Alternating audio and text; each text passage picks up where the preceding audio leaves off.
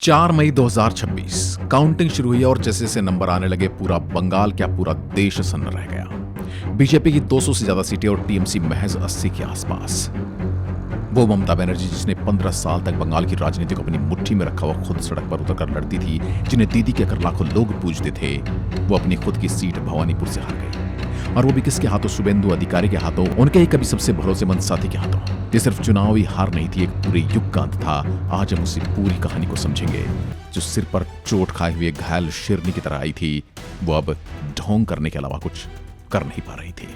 एक सीएम के उठने की और फिर गिरने की कहानी। बात करते हैं 2011 की। 34 साल से बंगाल सीपीएम का राज था। लोग थक चुके थे, पार्टी कैडर हड़तालें, इस बंद की संस्कृति। और तब औरत आई नंगे पांव, बदन पर सफेद साड़ी, पैरों में चप्पल। वो रोती थी, गाती थी, आम आदमी की घर घर जाकर बैठती थी। आम आदमी के लिए उसने अपना सिर पर लाठी तक खाई थी। ममता बनर्जी ने वो किया जो कोई नहीं कर पाया। उन्होंने लेफ्ट के 34 साल के वर्चस्व को तोड़ दिया। बंगाल की पहली महिला मुख्यमंत्री बनी। उनकी राजनीति हमेशा जनता की भाषा में थी। मां माटी मानुष, यह हमारा नारा था और उस वक्त लोगों ने इसे दिल से लगाया। 2016 में फिर जीती। 2021 में जब पूरे देश में बीजेपी की लहर थी, तब भी ममता 213 सीट जीतकर इतिहास रच चुकी थी। पीएम मोदी खुद कई रैलियां करने आए, अमित शाह रणनीति बनाते रह गए, लेकिन दीदी ने सब कुछ ध्वस्त करते हुए जीत एक बार फिर हासिल कर ली थी।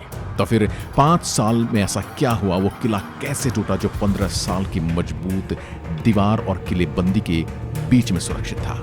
इसके जवाब के लिए हमें कई परत हटानी पड़ेगी। बंगाल में एक शब्द बहुत मशहूर हो गया था, सिंडिकेट।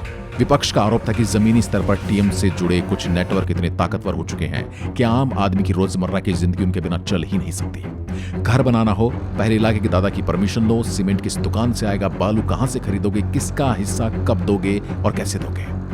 बीजेपी और विपक्ष इसी कट मनी कल्चर कहते हैं। आरोप था सरकारी योजनाओं का पैसा मिलने से पहले बीच में कट होता है। प्रधानमंत्री आवास योजना हो, 100 दिन का काम हो, हर जगह कमीशन खोरी चलती है। और जब 2019 में कुछ टीएमसी नेताओं के खिलाफ कट मनी के आरोप उठे, तो ममता को खुद कहना पड़ा कि जिसने लिया है वो वापस करे। जरा सोचिए, एक सीएम को अपनी पार्टी के नेताओं से सार्वजनिक रूप से कहना पड़े कि लूट का पैसा लौटाना पड़ेगा, तो कितनी बड़ी स्वीकार्यता थी।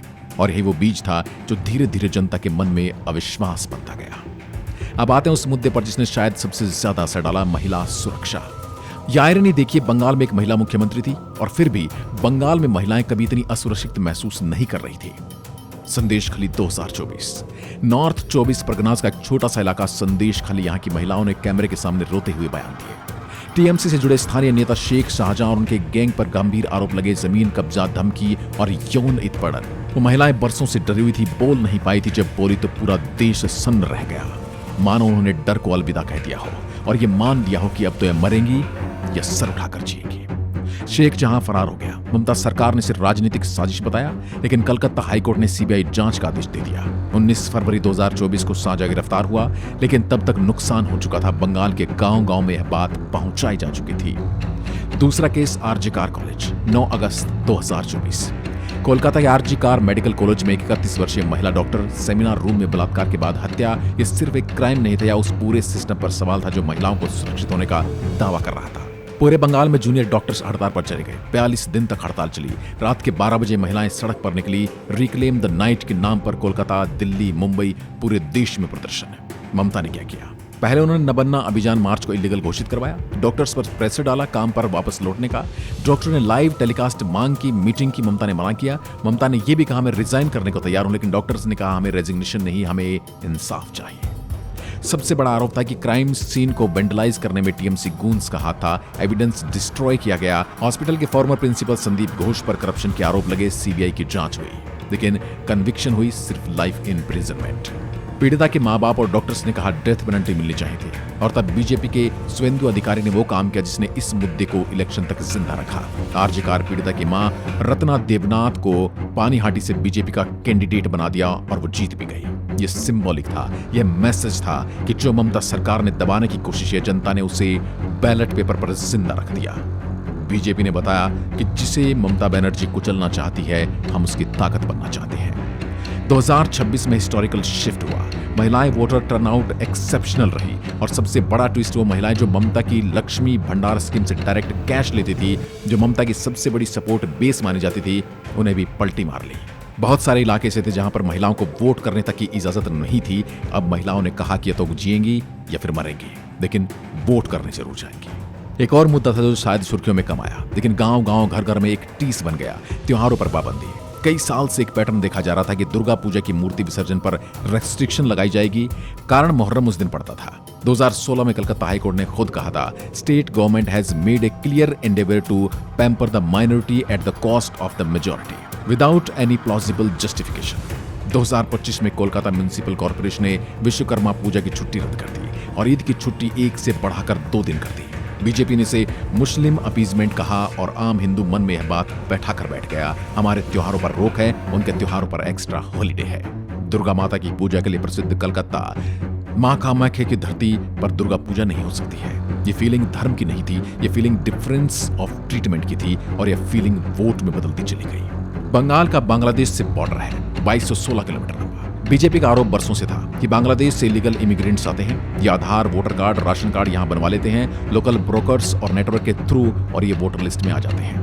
ममता सरकार ने हमेशा इस नैरेटिव को डिसमिस किया। उन्होंने कहा यह सब बीजेपी का प्रोपेगेंडा है और असल में मटुआ कम्युनिटी को डराने की कोशिश है। लेकिन 2025 में इलेक्शन कमीशन ने SIR स्पेशल इंटेंसिव रिवीजन शुरू किया। घर घर जाकर वोटर वेरिफिकेशन रिजल्ट पूरे बंगाल में 91 लाख वोटर लिस्ट से हटाए गए। ममता ने कहा यह पॉलिटिकली मोटिवेटेड है। सुप्रीम कोर्ट ने हस्तक्षेप किया, ट्रिब्यूनल्स बने, लेकिन जनता के एक बड़े हिस्से के मन में यह बैठ गया, अगर 91 लाख नाम फेक थे या डाउटफुल थे तो यह सब किसकी सरकार में हुआ। मालदा, मुर्शिदाबाद जैसे बॉर्डर डिस्ट्रिक्ट एरिया में टीएमसी की पकड़ थी। SIR ने इन इलाकों का अर्थमेटिक ही बदल दिया। बीजेपी ने हर रैली में कहा ममता बंगाल के भविष्य से ज्यादा अपने वोट बैंक को प्यार करती है और उस नैरेटिव ने काम करना शुरू किया। अब बात करते उस इंसान की जिसने शायद सबसे बड़ा दर्द ममता को दिया, शुभेंदु अधिकारी। टीएमसी के सबसे ताकतवर नेताओं में से एक। साउथ बंगाल में उनकी पकड़ थी, ममता का भरोसा था उन पर। 2020 में उन्होंने टीएमसी छोड़ी, बीजेपी में गए और उन्होंने 2011 में नंदीग्राम से ममता को हराया। ममता बनर्जी को उनके घर के अंदर उनके मैदान में हराया।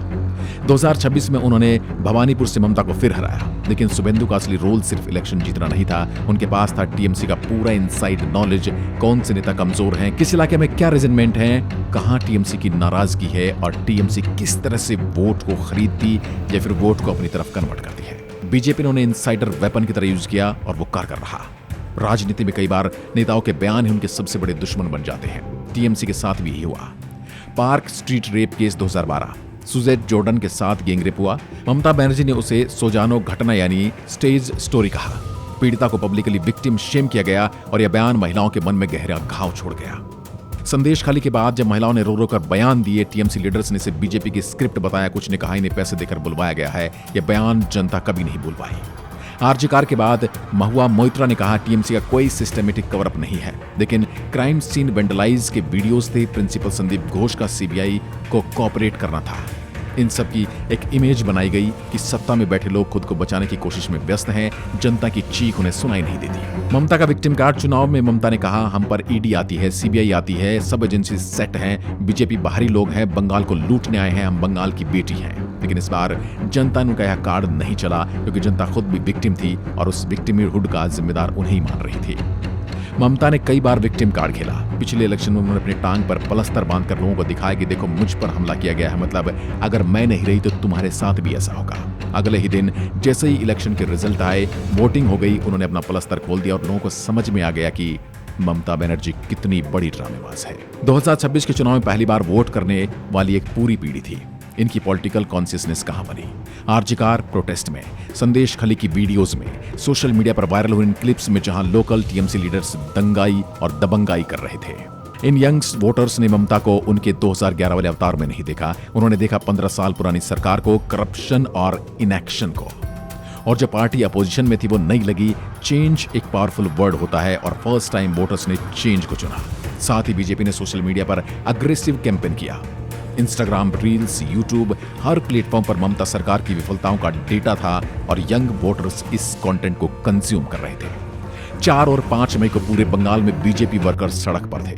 कालीघाट टेम्पल के बाहर जश्न, भवानीपुर में जय श्री राम के नारे। लेकिन क्यों? यह जश्न सिर्फ बीजेपी की जीत नहीं थी, यह जश्न उन लोगों का था जो लोकल दादा की दबंगाई से थक चुके थे। यह जश्न उन महिलाओं का था जो आरजीकार के बाद रात में सड़क पर निकली थी। यह जश्न उन छोटे व्यापारियों का था जो कटनी मनी देते देते तंग हो चुके थे। यह जश्न उन मटुआ फैमिलीज का था जो दशकों से रिफ्यूजी की जिंदगी जी रहे थे। यह जश्न था सिस्टम फाइनली चेंज्ड का।